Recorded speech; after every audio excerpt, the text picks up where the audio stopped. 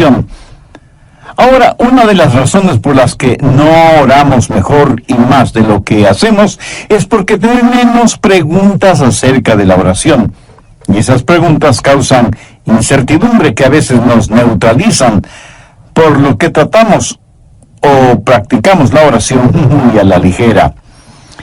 ¿Qué es lo que Dios nos dice por medio de Filipenses 4, 6 y 7? Por nada estéis afanosos, sino sean conocidas vuestras peticiones delante de Dios en toda oración y ruego con acción de gracias. Y la paz de Dios, que sobrepasa todo entendimiento, guardará vuestros corazones y vuestros pensamientos en Cristo Jesús. ¡Qué magnífica promesa! Ahora usted no tiene que entender la oración para poder orar. El famoso Alberto Einstein, antes de morir, dijo que esperaba entender lo que la luz y la electricidad es. Usted puede ver cómo algo trabaja, pero no lo entiende. Einstein, por ejemplo, no entendería totalmente la luz que ilumina un gran escenario deportivo. Y si usted cree que él lo entiende, es porque tiene una visión simplista. Porque usted no entiende lo que es la luz en su esencia, qué es y cómo trabaja. Pero no tiene que quedarse sentado en la oscuridad solo porque no entiende lo que es la luz, ¿verdad? Usted puede gozar de la luz y beneficiarse de lo que la electricidad hace. Luz para iluminar su casa, oficina o negocio, y electricidad para que funcionen los electrodomésticos, el sistema de sonido, la computadora y la televisión. Hay algunas preguntas válidas acerca de la oración, y en esta área ninguna pregunta es más importante que otra. Así que el mensaje de hoy no va a ser en realidad un mensaje en el sentido tradicional, sino más bien respuestas a varias preguntas relacionadas con la oración. Espero que esto les sea de beneficio espiritual. Muchas veces me preguntan, Pastor, ¿por qué debemos orar? Siendo que Dios ya sabe nuestras necesidades. ¿Por qué decirle lo que Él ya conoce? ¿O pedirle que haga lo que Él ya ha determinado hacer? Bien, veamos Mateo 6, los versos 7 y 8. Jesús dijo, y orando, no uséis vanas repeticiones como los gentiles, que piensan que por su palabrería serán oídos. No os hagáis pues semejantes a ellos, porque vuestro Padre sabe de qué cosas tenéis necesidad antes de que vosotros le pidáis. Entonces, si Dios ya lo sabe, ¿por qué pedirle algo que Él ya conoce? Óigame, no oramos para impresionar a Dios. Usted no será escuchado por su palabrería, ni por su lenguaje florido. Si un hijo terrenal puede hablar con su padre terrenal, usted puede hablar con su Padre Celestial. Tampoco ora para informar a Dios. Usted no le puede decir nada que Él ya no lo sepa. Usted ora para invitar a Dios. ¿Por qué debemos hacerlo? Porque hay comunión en la oración. Busque 2 Corintios 6:1. Así pues, nosotros, como colaboradores suyos, os exhortamos también a que no recibáis en vano la gracia de Dios. ¿Notó eso? Somos colaboradores de Dios. Dios nos da el gozo y privilegio de administrar su reino, sus asuntos. Él puede hacerlo sin nosotros, pero nosotros no podemos hacerlo sin Él. ¡Qué privilegio es que Dios nos considere colaboradores suyos! Además, cuando oramos, Dios nos está ayudando a crecer. ¿Alguna vez ha pedido algo en oración y no recibió de inmediato lo que pidió? ¿Qué es lo que hizo? Pues siguió orando, pero también comenzó a analizar su vida para saber si había algo en su corazón que estaba impidiendo que Dios contestara sus oraciones. Y usted crece espiritualmente por medio de la oración. Así como la oración es un factor de comunión, también es un factor de desarrollo, pero también está el factor de la dependencia. Dios nunca quiere que vivamos vidas independientes de Él. Ahora, si Dios lo hiciera todo por nosotros y nunca tuviéramos que pedir nada, entonces no tendríamos necesidad de orar. Todo lo daríamos por descontado. Y podríamos dejar de depender totalmente de Dios. La oración nos une a Dios. Y aunque Él sabe lo que necesitamos antes de que se lo pidamos, sin embargo se nos dice específica y definitivamente que debemos orar y pedir, no para impresionar a Dios ni para informarle, sino para invitar a Dios a nuestro corazón y a nuestra vida, para que tengamos comunión con Él, para que aprendamos a depender de Él y para que podamos crecer espiritualmente. Otra pregunta es, ¿por qué cosas es apropiado el orar? ¿Qué es lo que dice Filipenses 4:6? Sean conocidas vuestras peticiones delante de Dios en toda oración y ruego, con acción de gracias. De acuerdo a esto, debemos orar por todo. Nada en la vida está fuera del alcance de la oración. Muchas veces nos preguntamos si debemos o no hacer ciertas cosas. Una buena manera de saberlo es haciéndonos la pregunta, ¿puedo orar por esto? Por ejemplo, cuando usted va a beber licor, puede orar y decir, Señor, bendice este trago que voy a tomar y haz que sea para tu gloria y honra. O cuando va a fornicar o a adulterar, puede orar para que Dios bendiga esos actos. Cuando va a robar o a estafar, puede orar para que Dios le bendiga. ¡Absurdo! ¿No le parece? Un hombre estaba junto a la puerta de una iglesia fumando y alguien le preguntó, ¿es usted un maestro en esta iglesia? El hombre sorprendido contestó, no lo soy. Y el otro le dijo, bueno, ciertamente lo es. Está enseñando a todos quienes pasan junto a usted el dudoso arte de fumar. A veces enseñamos las cosas equivocadas. Si no puede orar acerca de lo que va a hacer, pues no lo haga. El problema es que a veces tratamos de dividir nuestra vida entre lo secular y lo sagrado, y decimos, esta es la parte sagrada de mi vida, oraré por esto. Esta es la parte secular de mi vida, yo la manejaré. ¿Se puede imaginar a Jesús dividiendo su vida entre lo secular y lo sagrado? Por supuesto que no. En todas las cosas naturales debemos ser espirituales y en todas las cosas espirituales debemos ser naturales. Somos naturalmente sobrenaturales y sobrenaturales naturalmente. ¡Qué trabalenguas! No dividimos nuestras vidas en dos segmentos, el uno secular y el otro sagrado. Dividimos nuestras vidas entre lo espiritual y lo profano. Y si es algo profano, debe estar fuera del límite de nuestra vida. Si es algo espiritual, oramos al respecto, ya sea que eso esté en un nivel natural o sobrenatural. Ahora, ¿por qué cosas debemos orar? ¿Por todas? Usted me pregunta, ¿podemos orar por cosas sencillas? ¿Podemos orar por el sitio donde estacionar el carro? Por supuesto. No hay nada de malo en orar por cosas pequeñas o sencillas.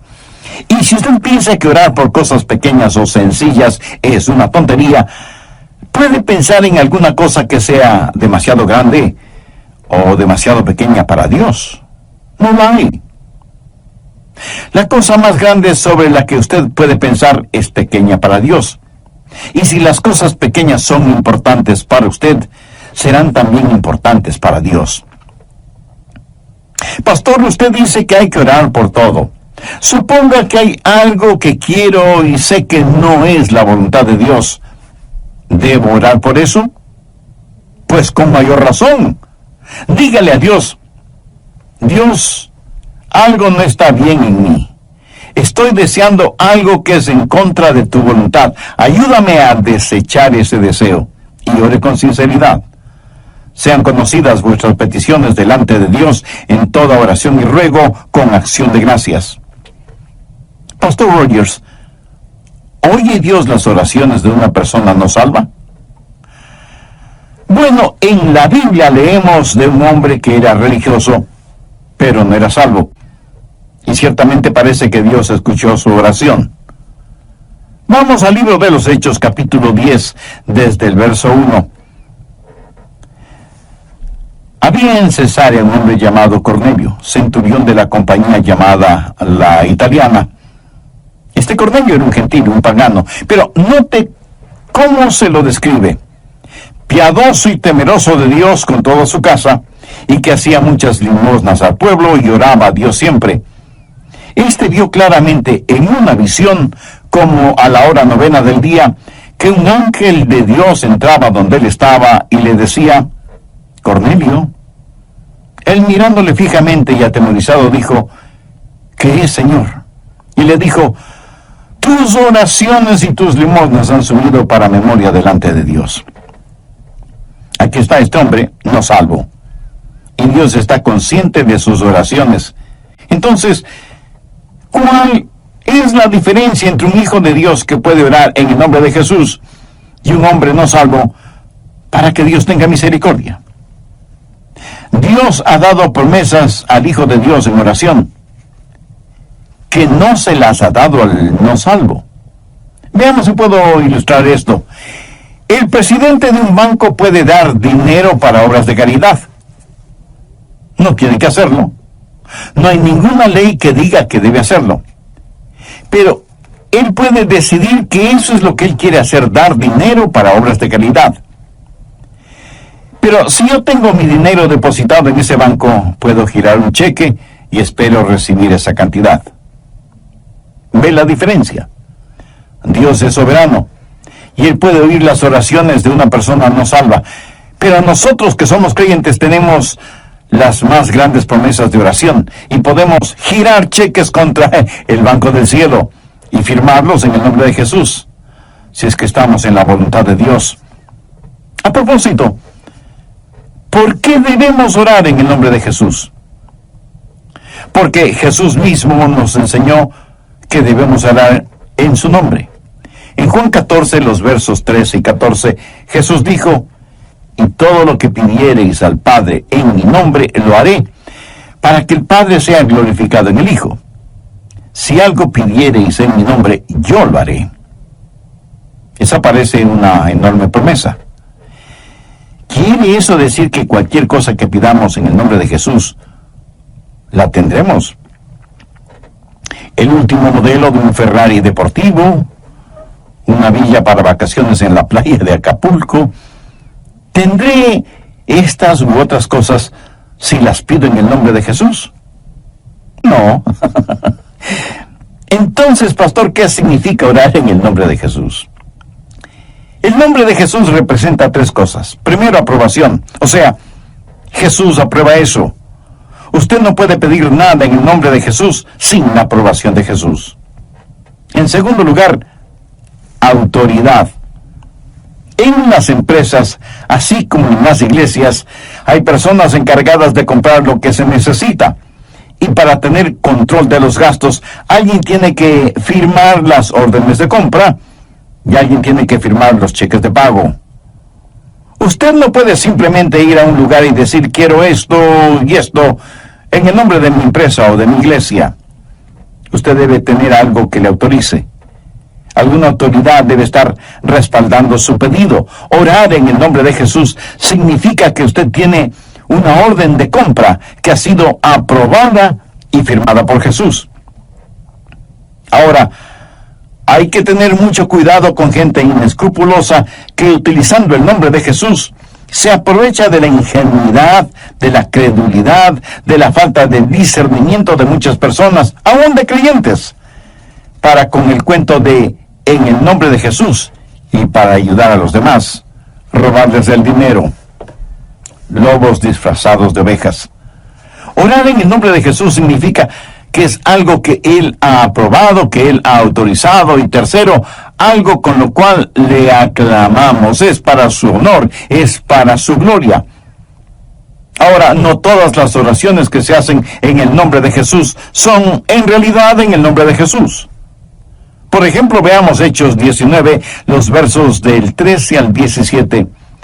Pero algunos de los judíos exorcistas ambulantes intentaron invocar el nombre del Señor Jesús sobre los que tenían espíritus malos, diciendo: os conjuro por Jesús, el que predica Pablo. Había 7 hijos de un tal Esceva, judío, jefe de los sacerdotes, que hacía esto. Pero respondiendo el espíritu malo, dijo: A Jesús conozco y sé quién es Pablo. Pero vosotros, ¿quiénes sois? Y el hombre en quien estaba el espíritu malo, saltando sobre ellos y dominándolos, pudo más que ellos, de manera que huyeron de aquella casa desnudos y heridos. Esto fue notorio a todos los que estaban en Éfeso, así judíos como griegos, y tuvieron temor todos ellos, y era magnificado el nombre del Señor Jesús. ¿Qué es lo que esos 7 mercaderes espirituales estaban haciendo? Dijeron a los demonios: en el nombre de Jesús, del cual Pablo predica, te conjuramos a que salgas de este hombre.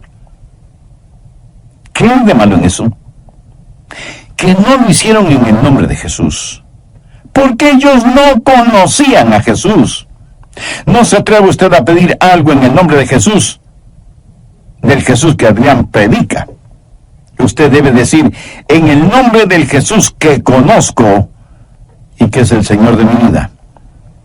Usted no tiene ningún derecho de falsificar su nombre en cualquier cheque y orar por cualquier cosa que está fuera de la voluntad de Dios y del liderazgo del Espíritu Santo. Oramos siempre en el nombre de Jesús, del Jesús que conocemos como nuestro Salvador y Señor. ¿Nos da Dios siempre lo que pedimos? No. Y debemos agradecerle por eso. ¿Alguna vez le ha dado gracias a Dios porque no contestó sus oraciones? Pues mi amigo, debería. Veamos una interesante oración de Moisés en el libro de Números, capítulo 11, los versos del 11 al 15. Y dijo Moisés a Jehová: ¿por qué has hecho mal a tu siervo? ¿Y por qué no he hallado gracia en tus ojos, que has puesto la carga de todo este pueblo sobre mí? ¿Concebí yo todo este pueblo? ¿Lo engendré yo para que me digas: llévalo en tu seno, como lleva la que cría al que mama, a la tierra de la cual juraste a sus padres?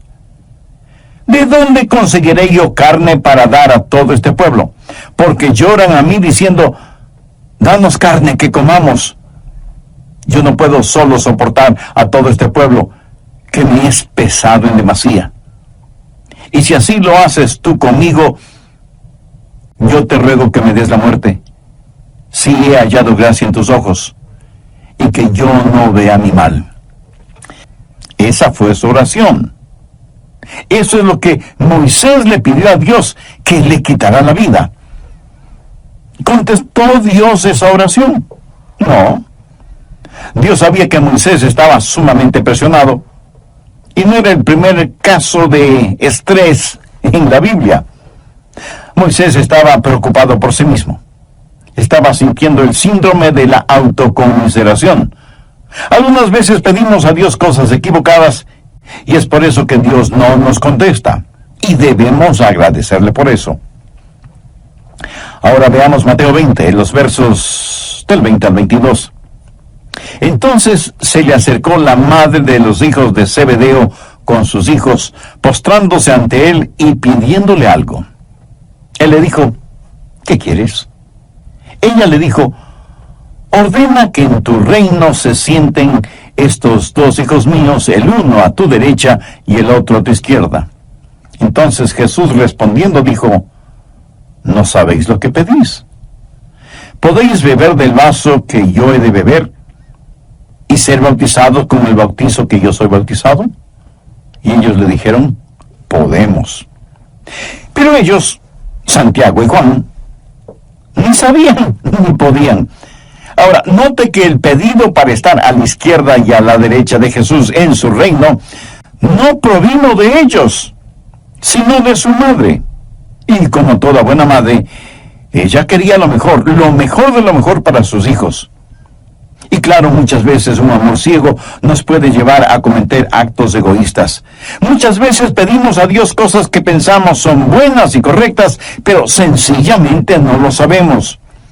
Esa es la razón por la que el Espíritu Santo tiene que interceder con gemidos que no pueden ser expresados. A veces pedimos y nuestra oración no es contestada. ¿Por qué? La respuesta es simple: porque hay pecado en nuestra vida. Veamos Isaías 59:2. Pero vuestras iniquidades han hecho división entre vosotros y vuestro Dios, y vuestros pecados han hecho ocultar de vosotros su rostro para no oír. Salmo 66:18. Si en mi corazón hubiese yo mirado a la iniquidad, el Señor no me habría escuchado. Note que el salmista no dice, si he pecado, el Señor no me escuchará. Pero aún la inclinación del corazón hacia lo malo ya es pecado, y Dios no nos escuchará. Si Dios contestara la oración de una persona que tiene iniquidad en su corazón, ¿sabe lo que Dios estaría haciendo? Animándonos a pecar. La razón por qué algunos no reciben contestación a sus oraciones no es porque piden lo que no deben pedir, sino porque hay pecado en sus vidas, pero no quieren reconocer la existencia de ese pecado. ¿Qué acerca de su hogar? Esposos y esposas, ¿fueron ustedes casados por un juez de paz o por el secretario de guerra? Veamos 1 Pedro 3:7. Vosotros, maridos, igualmente, vivid con ellas sabiamente, dando honor a la mujer como a vaso más frágil y como a coherederas de la gracia de la vida, para que vuestras oraciones no tengan estorbo. La clase de relación que usted mantenga con su cónyuge puede ser la razón de que sus oraciones no sean contestadas. Recuerde que si no aprendemos a perdonar a otros, Dios no nos perdonará a nosotros. A veces me preguntan, pastor, ¿cambia la oración la mente de Dios? Esta es una pregunta muy importante. Con claridad siempre respondo, no, la oración no cambia la mente de Dios. La oración no es para vencer la resistencia de Dios. La oración es para conocer y obedecer la voluntad de Dios. Veamos lo que dice en 1 de Juan 5:14. Y esta es la confianza que tenemos en Él, que si pedimos alguna cosa conforme a su voluntad, Él nos oye. La única cosa que está fuera del alcance de la oración es aquella que está fuera de la voluntad de Dios. Dios no cambia. Usted no puede cambiar a Dios con sus oraciones, ni yo con las mías. ¿Por qué? Vamos a 1 de Samuel 15:29. Además, el que es la gloria de Israel no mentirá, ni se arrepentirá, porque no es hombre para que se arrepienta. Esto significa que Dios nunca cambia, y en Malaquías 3:6 leemos, porque yo, Jehová, no cambio. Cuando oramos, Dios hará cosas que no las hará si es que no oramos. Pero aunque nuestra oración no cambia a Dios ni su carácter, sí afecta lo que Dios hace. La Biblia claramente dice que no tenemos porque no pedimos. Pastor, ¿qué debemos hacer si nuestras oraciones no son contestadas? Si ese es su caso, pues siga orando. Persista en la oración. El profeta Daniel había estado orando por algo por 3 semanas. Escuchaba Dios las oraciones de Daniel. Veamos lo que nos dice Daniel 10, verso 12. Entonces me dijo, Daniel, no temas, porque desde el primer día que dispusiste tu corazón a entender y a humillarte en la presencia de tu Dios, fueron oídas tus palabras, y a causa de tus palabras yo he venido. Un ángel vino como una respuesta para Daniel, quien estuvo orando por 21 días. Parecía que Dios no estaba haciendo nada. Ahora este pasaje bíblico es intrigante y enigmático. Se está desarrollando una guerra cósmica entre los ángeles de Dios y los espíritus demoníacos. Y el ángel viene y dice, tus oraciones fueron escuchadas cuando empezaste a orar hace 3 semanas. O sea que Daniel por 3 semanas estuvo orando persistentemente. Veamos rápidamente Lucas 18:1. También les refirió Jesús una parábola sobre la necesidad de orar siempre y no desmayar. Amigo, hay un tiempo en que debemos persistir en la oración. así como hay un tiempo en que debemos desistir de orar. Un buen ejemplo es el apóstol Pablo, quien oró 3 veces especialmente por algo. No significa que 3 veces pidió al Señor que lo haga, sino que tuvo 3 periodos específicos de oración acerca del aguijón en la carne.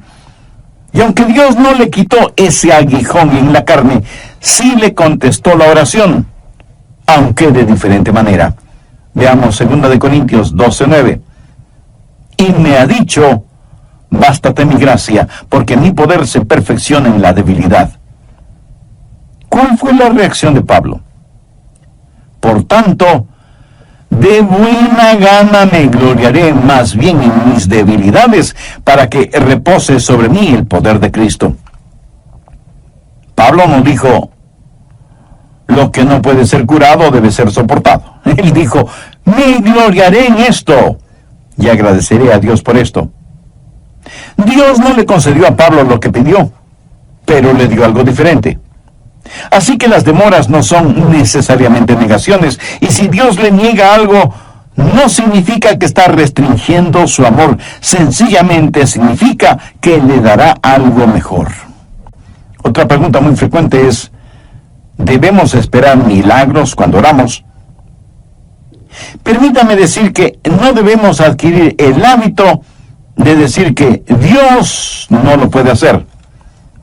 La única cosa que Dios no puede hacer es pecar, mentir o negarse a sí mismo. Veamos Jeremías 32:17.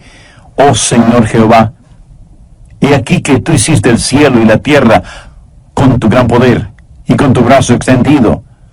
Ni hay nada que sea difícil para ti. Dios es un Dios de milagros, y en cierto sentido toda oración contestada es un milagro, porque lo sobrenatural se mueve en lo natural. Pero hay otra clase de milagros, milagros en la naturaleza, como cuando Dios cambia el agua en vino y cura cánceres y da vista a los ciegos y todas esas cosas.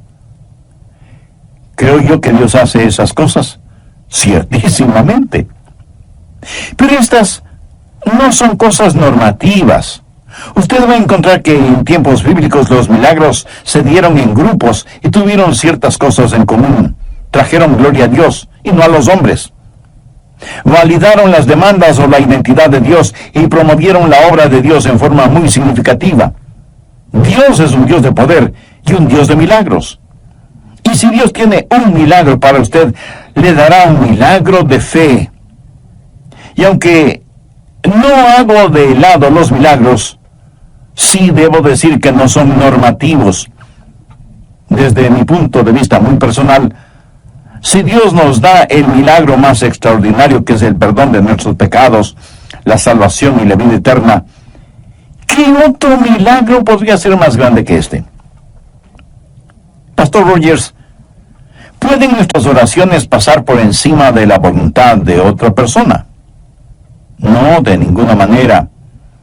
Dios le ha dado al hombre libre albedrío, y Dios nunca forzará la voluntad del hombre.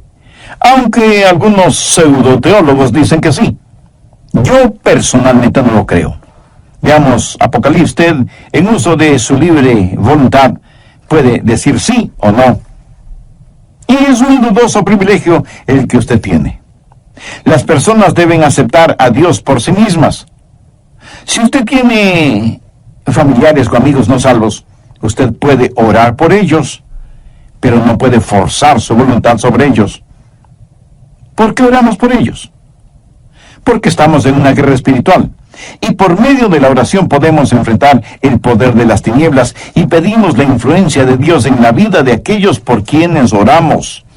En el capítulo 17 de Mateo, los versos del 14 al 21, relatan la historia de un muchacho lunático. El padre había llevado a su hijo enfermo a los apóstoles, pero ellos no lo habían podido sanar. Por eso ahora buscan la ayuda de Jesús. En el verso 18 leemos: y reprendió Jesús al demonio, el cual salió del muchacho, y éste quedó sano de...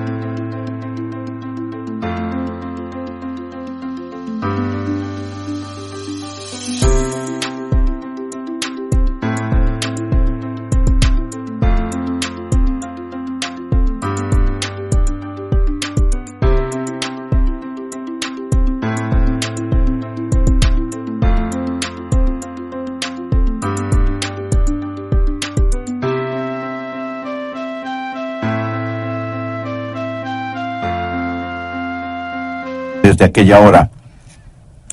Jesús trabajó en forma soberana y externa sobre ese muchacho. Cuando los discípulos le preguntaron a Jesús por qué ellos no habían podido curar al joven, Jesús les dijo: por vuestra poca fe. Porque de cierto os digo que si tuvierais fe como un grano de mostaza, diréis a este monte: pásate de aquí allá, y se pasará, y nada os será imposible. Pero este género no sale sino con ayuno y oración. Ahora, este no es un caso en que se forzó la voluntad del muchacho, sino que se le liberó de la posesión del demonio. Cuando oramos, no es que nuestra oración forza a la gente por la cual oramos a ser salva, sino que les quita la ceguera espiritual de sus ojos. Cada persona debe recibir a Cristo.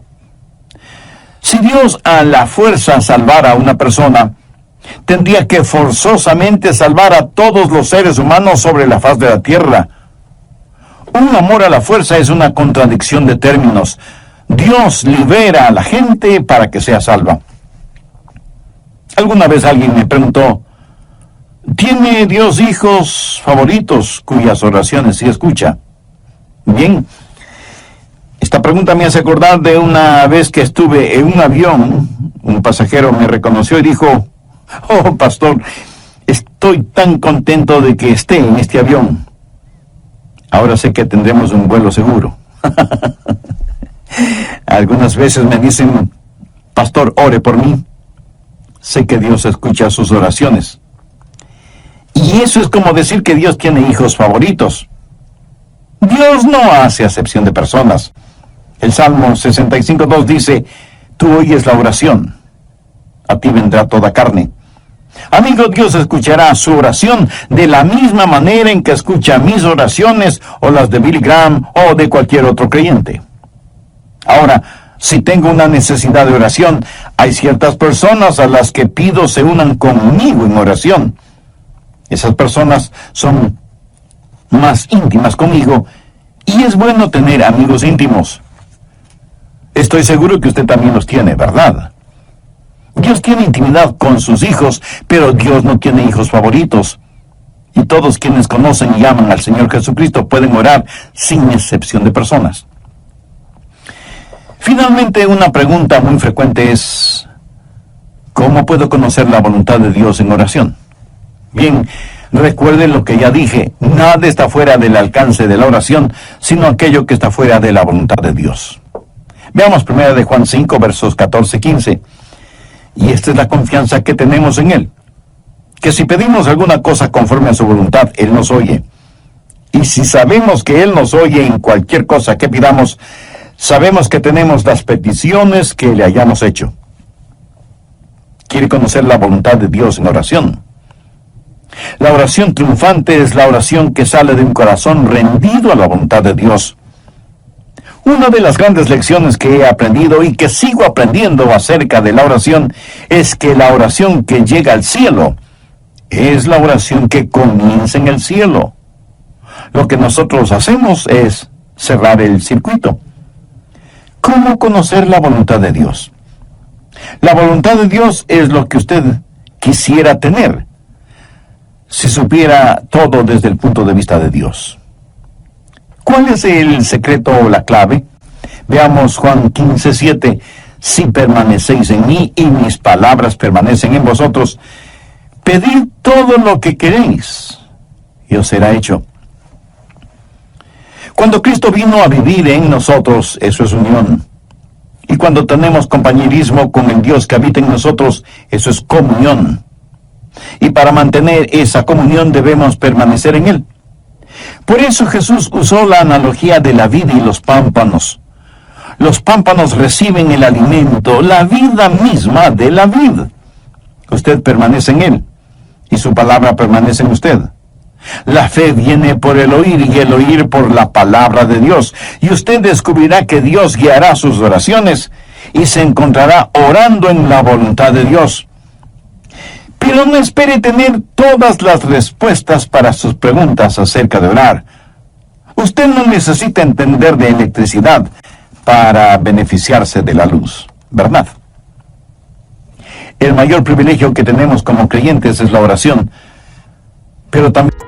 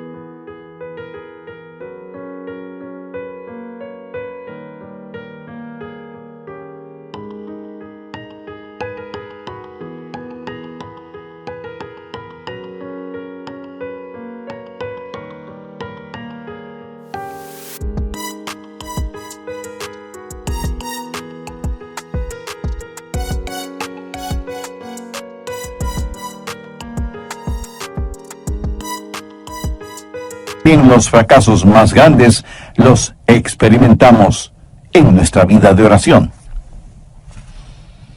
Pablo dice en Filipenses 4:6, por nada estéis afanosos, sino sean conocidas vuestras peticiones delante de Dios en toda oración y ruego, con acción de gracias. Las respuestas contestadas son para los hijos de Dios. Usted no puede orar en el nombre de Jesús si es que no es un creyente. Y aunque Dios puede escuchar las oraciones de una persona no salva, no ha prometido hacerlo. Ser un hijo de Dios significa haber recibido a Cristo como su Salvador y Señor en forma personal. Si usted todavía no es salvo, no quisiera hacerlo ahora mismo. Diga conmigo la siguiente oración. Querido Dios, soy un pecador y estoy perdido. Necesito y quiero ser salvo. Señor Jesús, tú prometiste salvar